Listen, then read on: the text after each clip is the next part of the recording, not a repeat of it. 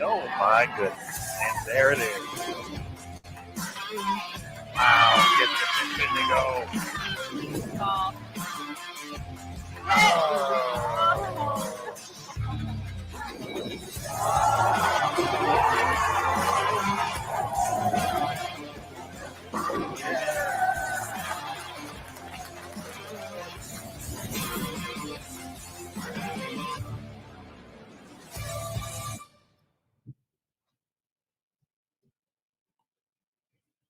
Hello again, everybody, and welcome back to Bowl TV for the 2021 PWBA Summer Classic Series from the International Training and Research Center in Arlington, Texas. My name is Aaron Smith, and we are ready for our second of 3 national tour stops here in this great week plus of bowling on the PWBA Tour. Last night, we got to see Birgit Norrijks take down the win, her second career title, her first individual victory on the PWBA Tour at the Go Bowling Classic. We got a brand new event coming up, though. The International Bowling Campus Classic is underway. Our B squad competitors are, they have their practice done, got their 10 minutes of warm up. It's time for their 9-game qualifying block to try and make the top 12 to advance to match play tomorrow. But we have more than that going on today, folks. We are also determining our top 24 for the Bowl TV Classic on Monday and Tuesday. So overall scores from qualifying, 9 games from the Go Bowling Classic, 9 games today from the IBC Classic. We'll determine the 24 players advancing to that event. So a lot of things to keep track of today on this 38-foot condition. So 43, lots of volume at the Go Bowling Classic. 38 feet, they're hooking today. So it's going to be a little different for the competitors out there. But let's go out to the lanes before we meet the Bowl TV crew. And as we head out there, game 1 of 9 going to be underway here. We're actually going to take a look at our champion from the Go Bowling Classic, Birgit Norrijks. She's going to be on lane 7 and 8 to your right, along with Brianna Clemmer, Missy Parkin, and 17-year-old standout Jillian Martin. And then over on 5 and 6, Liz Johnson, Taylor Bailey, Stephanie Schwartz, and Elise Bolton. Early on here in game 1, let's go ahead and meet Matt Cannizzaro. There he is. Look at him, folks. Looking refreshed, ready to go. Absolutely, Matt. I know you had the opportunity to talk to Birgit after her victory yesterday. I know, I don't want to say redemption, but kind of a moment that she wanted to prove out there. She had the doubles title, wanted to have that individual title out here on the PWBA Tour. She got that yesterday. Yeah, I think a good word is validation, right? She won the Lucy doubles, PWBA, PBA mixed doubles event back in 2017 with Jason Sterner. And of course, as I guess expected, there's some chatter about, that being a half a title or less of a title because it was a doubles event. Of course, that's malarkey, but she felt at that point that she heard these things, and I don't want to say she was hurt by them, but certainly motivated by them, and that made her push hard and practice hard, and it all came to fruition last night. She was able to get the job done. Bowled a great step ladder, won 3 matches to take home the title. I'm sure we'll talk plenty about that today as we see her here early for this next event, but a lot of confidence, and again, the validation there. She now has one of her own, and very special for her. So I look forward to talking more about that. All right. Excellent stuff, Matt. And from the ITRC, let's welcome in Curtis Von Kruger. KVK, what's up? What is all this malarkey, tomfoolery happening now?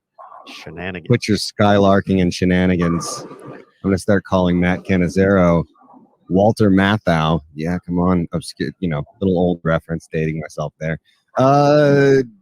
Good morning, fellas. As always, I'm right by the action, so you should be jealous. Mm-hmm. We got a little bit of a different look today. Obviously, you see players playing on the outside, and urethane is in play. Urethane is definitely in play. You see a lot of players move into the, you see that dull purple and black being thrown out on the lanes, and that means one thing.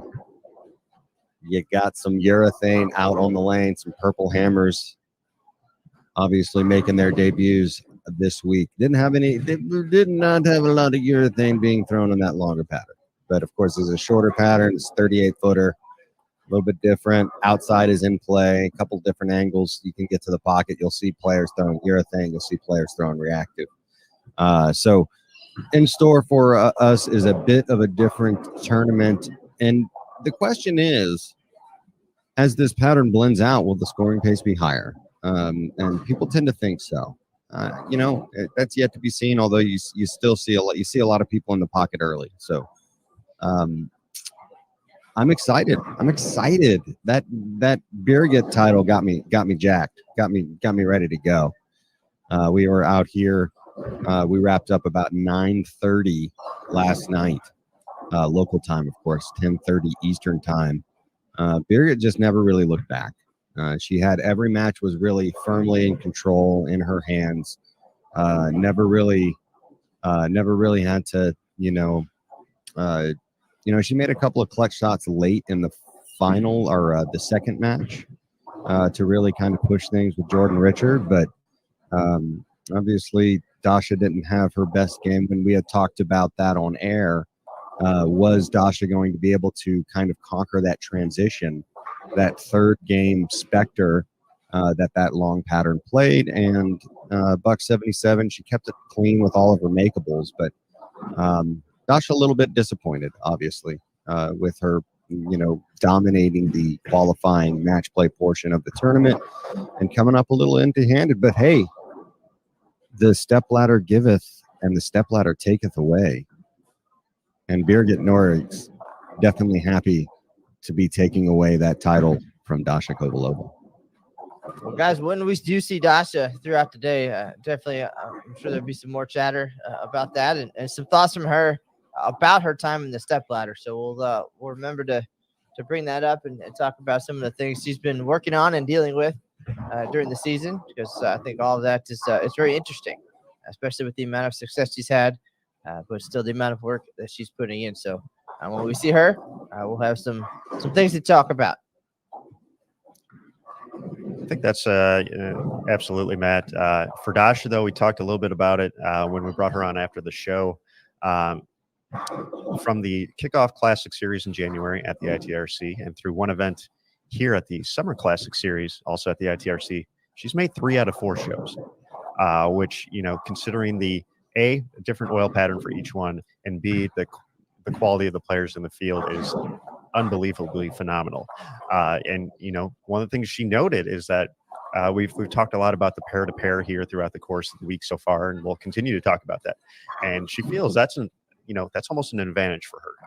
Playing a little bit different, she's able to use all the tools that she has developed over the course of the years, from her international training to her time at Wichita State to the fine-tuning of her game now at the Brunswick facility up in Muskegon. So she's using all those. It's very comfortable at the ITRC, finding ways to make every pattern look good. And she's going to be on the lanes a little bit later today for A Squad, 5 p.m. Eastern for that, for local time here in the DFW Metroplex. But excited to see if she can continue that run. That's 75% shows at one facility is a very telling stat. Obviously, we know how much she likes executive strike and spare as well. So when she gets locked in at a place, watch out. Yeah, I mean, shorter patterns are a little bit trickier for Dasha, although she says they're trickier, but I feel like she's getting to the point where she can bowl on anything. She is not a bowler to give herself enough credit for how dominant she can absolutely be at any given time. Very impressed with Dasha, and I know she'll come back and really put out a good performance this afternoon, I feel like, and put herself again in contention for another title. And obviously, she's really looking at that top 24 cut as well. And we'll be making that today. Like you said earlier, Aaron, it's a culmination of all qualifying games. We'll get you into the top 24. So these ladies bowling for something a little extra today. And you know that you can't let it dominate your thoughts, but it's definitely in their minds right now as they're working through, and they've got to make sure that players that have made the top 12 or the top 24 in the previous tournament are looking to build on their lead, while players that are outside of that number are looking to play spoiler and jump in. So something to keep our eye on as we move through, and we'll talk about that. Absolutely. And folks, we'll go ahead and go full screen here so you can enjoy the action. We'll still be chatting though with you. And as we do that, there we go. Look at that. We're looking good. Full screen. For the folks who are joining us on bulltv.com, hello, as always. Good morning. Welcome. Thank you for joining us once again here on Bull TV for the PWBA Tour. We're also live on Facebook and YouTube. So good morning to all the folks watching on those platforms as well. As a heads up, this is just a game one sneak peek. So after game one, we will be going exclusively to bulltv.com. And we hope you join us over there. We have a few different ways for you to subscribe to check out the action, not only for today, but throughout the rest of the week. And, potentially the rest of the season, if you're interested in keeping up with these great athletes on the PWBA Tour. If you want to watch the rest of the International Bowling Campus Classic today and tomorrow, you can start off with an event ticket to watch the live action, $8.95, 2 days, including the stepladder finals tomorrow night, 9 p.m. Eastern. If you want to watch the rest of the Summer Classic Series, which at this point would be the International Bowling Campus Classic today and tomorrow, the DFW regional event, which is taking place Sunday, and then the Bowl TV Classic on Monday and Tuesday. So you get 5 straight days of bowling right there. You can pick up an event ticket for all 3 of those, including the stepladder finals, for $19.95. However, if you want to kind of unlock Bowl TV, get everything it has to offer, not only the live events, but the archived coverage. You can watch, if you happen to miss a block or want to go back and watch something, or even watch, the Go Bowling Classic Series. You can do that. You can go to the archived events. You can check that out. You can check out the on-demand content available on the site as well. You can pick up a monthly recurring subscription for $9.95. 8-pin. No 8-pin. Bad 8-pin. Can't do that to Missy right there. See 8-pins, I just get all rattled. That happens. Monthly recurring subscription, $9.95. And then an annual recurring subscription, $79.95. The best way to support the PWBA Tour. Transaction fees do apply for all those. And folks, if you've kind of been on the fence for checking out Bowl TV, you've been checking out our previews here, watching the game, maybe catching up, reading the recaps. You're interested in checking out more. Here's the cool thing about the monthly recurring subscription right now. $9.95 for that once again. If you pick that up, it's currently August 6th. That'll get you to September 6th. And in between now and then, not only do you have the Summer Classic Series, the 3 events upcoming, you also have 2 additional PWBA Tour stops within that time frame. So you have the PWBA Spokane Open taking place August 19th through the 21st. And then the U.S. Women's Open, the final major of the season, August 24th through the 31st. So plenty more PWBA to come up. So a great way to kind of test out Bowl TV for the first time if you want to check it out. And of course, another added bonus of that, getting to be part of the Bowl TV community. We mentioned having the chat open at all times during these events. So many familiar faces. We've made the cheers reference quite a few times this week. Everybody does know your name in there. It's awesome. It's great. A great community. And then we got giveaways as well. So throughout the course of the block on Bowl TV only, we will have giveaways for everybody to have a chance to win, which is very cool. And during the stepladder finals last night, we had Kelly Kulick join us, USBC Hall of Famer, on the call. I know the folks loved having her join us. Just the technical expertise and just the sincerity that Kelly brings out there was I know folks loved it. She almost had Birgit in tears at the end there in our wrap-up interview. It was very emotional, very great moment coming together. And during that show with Kelly, we gave away 3 bowling balls as well to 3 lucky viewers on Bowl TV. So we'll be doing that for the stepladder finals, for the IBC Classic and the Bowl TV Classic as well. All of that available on Bowl TV. We have little giveaways during the other rounds as well. So that's really what it's like to be part of the Bowl TV community. So we hope you check it out. BowlTV.com, the place to be. So we'll be here for the rest of game number 1 on Facebook and YouTube, and then exclusively over to BowlTV.com. Hey, Aaron, if you see a person named Schmurtis Schmonschmuger, nothing to see there. He might be trying to win a bowling ball or two. So don't worry about that. Nothing to see. Don't worry about that little guy. Oh, that little guy? I wouldn't worry about that little guy.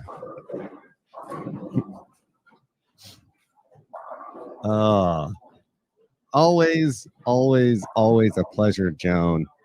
I hope you're doing well as well. Thanks for joining us this morning on Bowl TV. You're always so gracious and wonderful.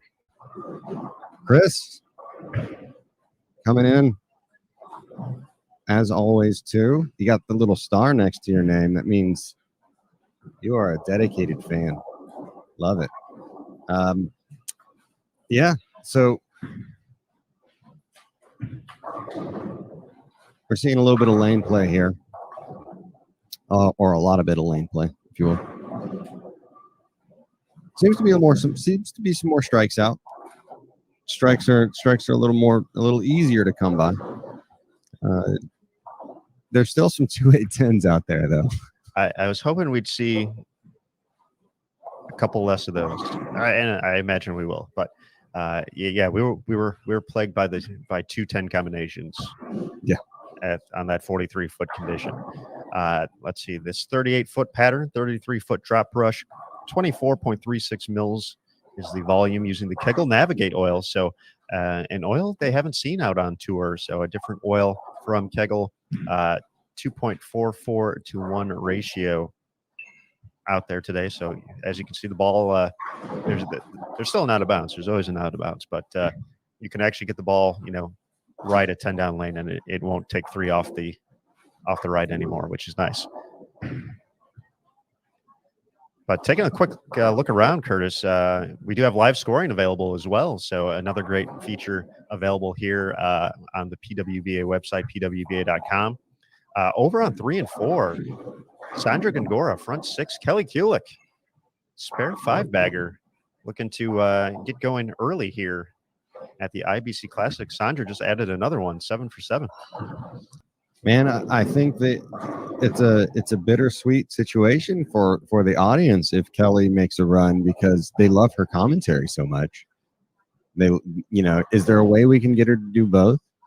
Can she bowl and do commentary at the same time? That's the dream right there. But obviously, we'd always love to see Kelly make a show. And her title earlier this year, there was not a dry eye in the house as she took that one home. A very emotional moment for Kelly and her.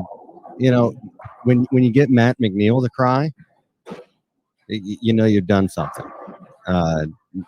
Everybody was just super emotional. It meant Kelly's had some pretty phenomenal titles in her day, but you felt like that one was special to her, because you get to a point in your career where you start to realize, maybe there's a little more behind you than there are in front of you as far as years left in your career, and you start to cherish each and every one a little bit more, because you never know when that next one is going to come. When you're a bright-eyed, bushy-tailed, 20-something-year-old bowler coming out on tour winning, you just feel like you've got the world in front of you, and you're going to win a whole bunch of titles. But age gives you perspective, and she's definitely one of those bowlers that has tons of perspective.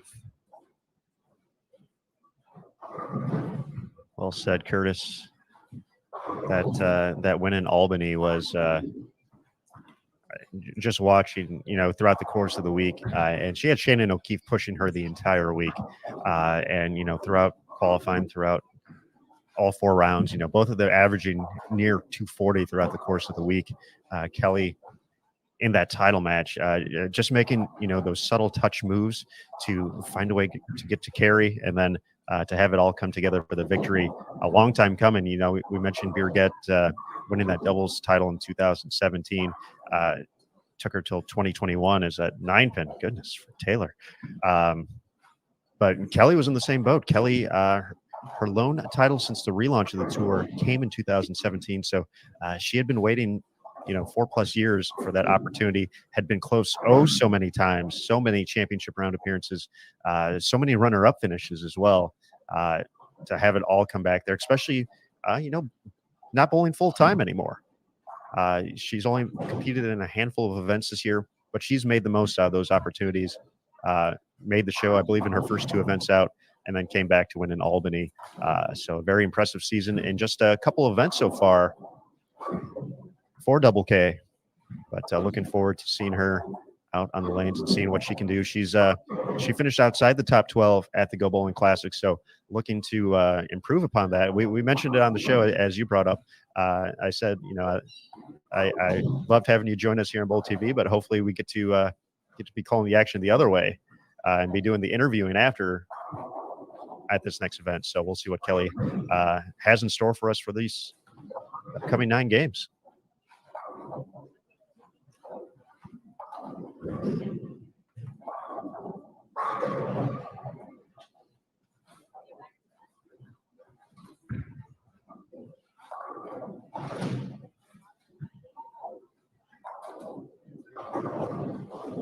Brianna Plummer, a player who did not make the top 12 at the Go Bowling Classic, off to a strong start.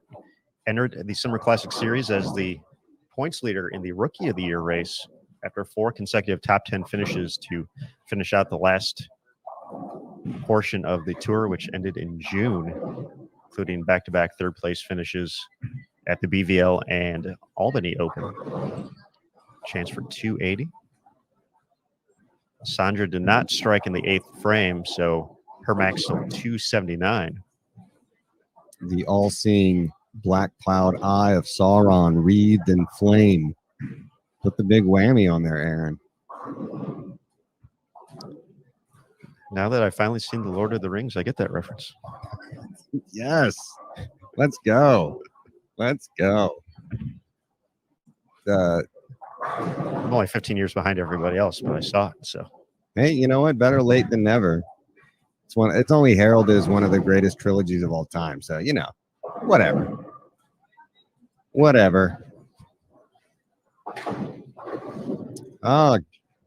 Love the Bowl TV chat. It makes me happy. I feel like we need a morning question, Aaron. I feel like we need a morning question, and so I'm ruminating on it right now.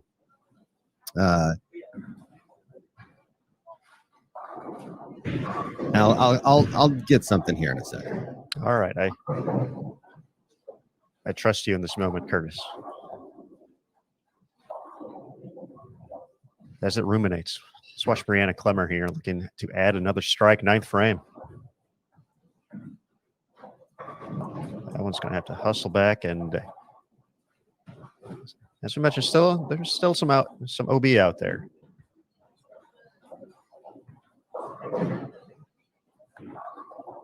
So that one misses the head pin. No washout though, so everything kept together.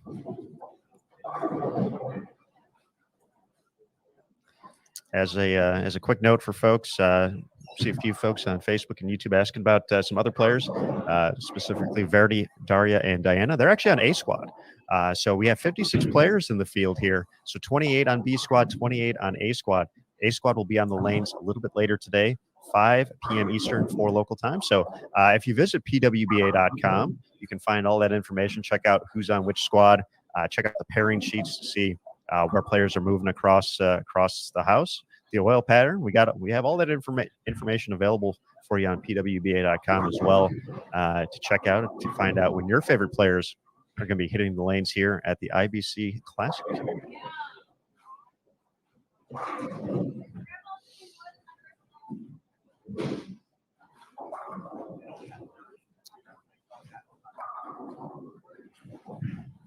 All right.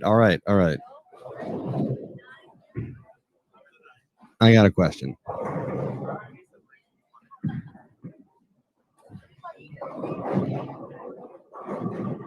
It is often thought that if humans could unlock the entire potential of their brain,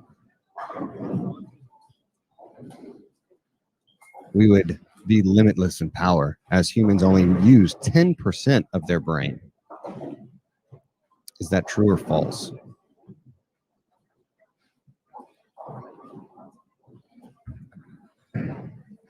True or false? Humans only use 10% of their brain.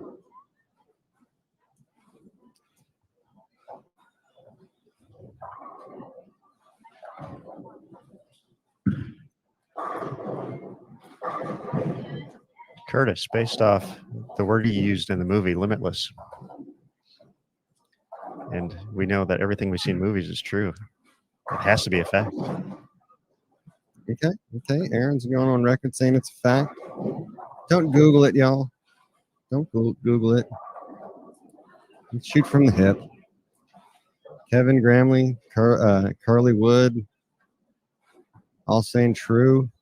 Ruth going on the true train. John Pearson says false. Bonnie says false. Got a lot of true.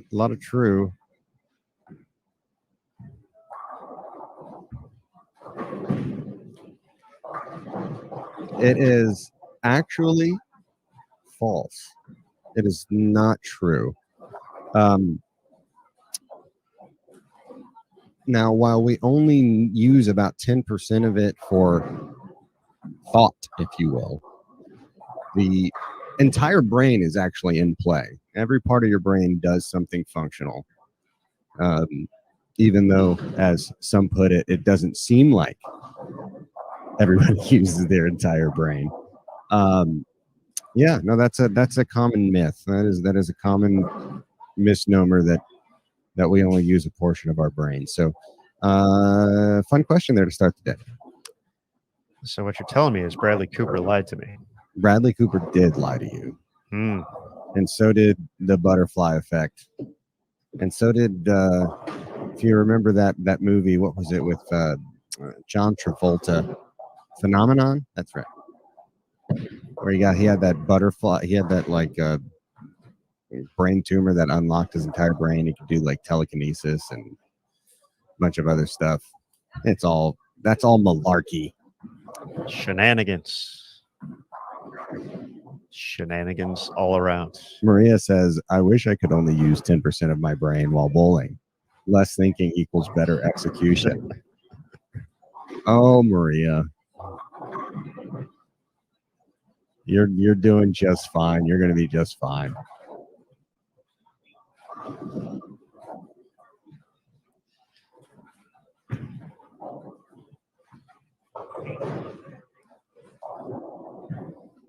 Curtis, that was a good question to kick off the morning. This is not quite as high off the top rope as the Waffle House versus Cracker Barrel debate of yesterday. So, yeah, no, absolutely. Little less controversial. As controversial as Waffle House could be. Stephanie Schwartz gets the hit on the fill ball, 191. Jillian Martin, back-to-back splits on lane 7 to wrap up, actually 3 splits in a row. Back. Yep. He had a blower 710 in the 6th.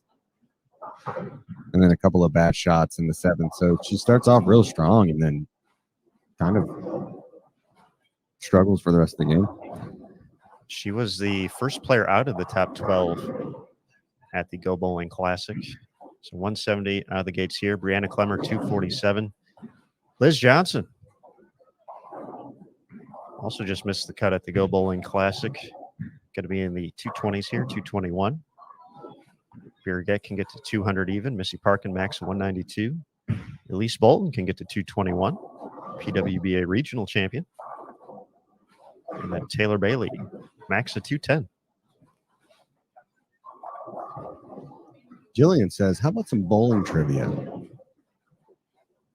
Okay, I can ask some bowling trivia. I know a couple of factoids. We'll start with this one. On the women's tour, who holds the record for most titles won in a single season? For the women, who holds the record for most titles in a single season?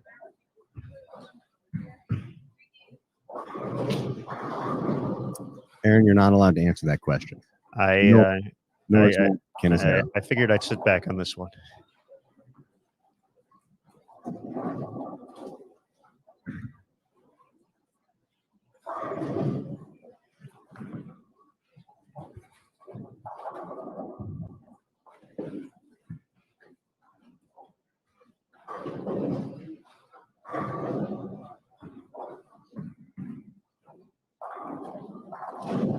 Everybody says CDB. Wendy McPherson.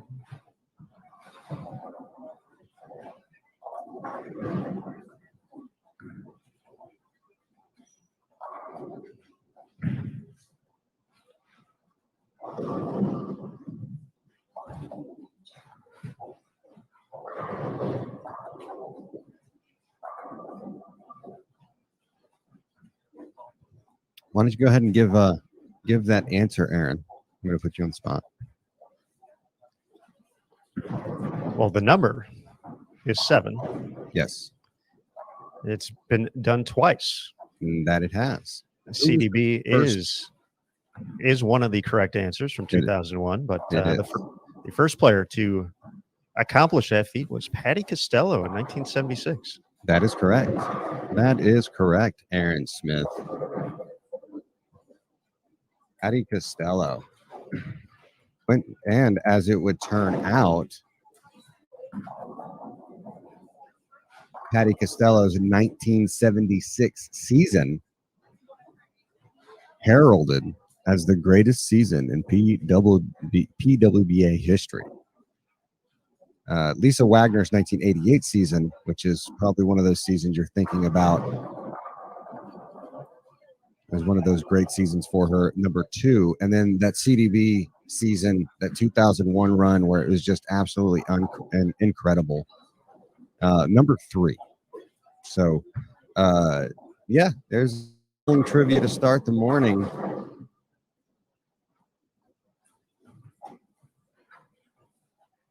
Gotta love it. Patty Costello would have loved to be able to talk to Patty. Talk to her about her success out on the tour. One of those trailblazers, one of those founding, really kind of doesn't get enough recognition, Aaron Smith. And that was the one thing that was kind of upsetting for me when I was doing the Top 20 project, is that a lot of the history was obscured. And you felt this obligation to bring it into the light a little bit, and to shine a light on all these wonderful accomplishments by these bowlers. And it felt good to do so. And the players were very appreciative as we kind of move into the second game now. It was a lot of fun. I got to talk to people like Dottie and Liz and Lisa Wagner and just Robin Romeo. That was a fun conversation with Robin I had. And it was really great to just sit down with them and talk about some bowling, talk about some fun things. And so, good question there. You can check out the top 20 that is available on PWBA.com, as well as our YouTube channel, and even going through the PWBA Facebook page, all available to check out the videos. So be sure to check that out, the top 20 seasons in PWBA history. As Curtis said, we're ready for game 2, which means for the folks watching on Facebook and YouTube, we're going to have to say goodbye to you, but we hope you head on over to bowltv.com to check out the action for the rest of the day here at the IBC Classic. So, folks, if you're watching on Bowl TV, we're going to take a quick second to reset for everyone on Facebook and YouTube. We hope to see you once again. bowltv.com. Check it out. Pick up a subscription and watch the PWBA Tour today. So we'll be right back here on Bowl TV. Game number 2 coming up next.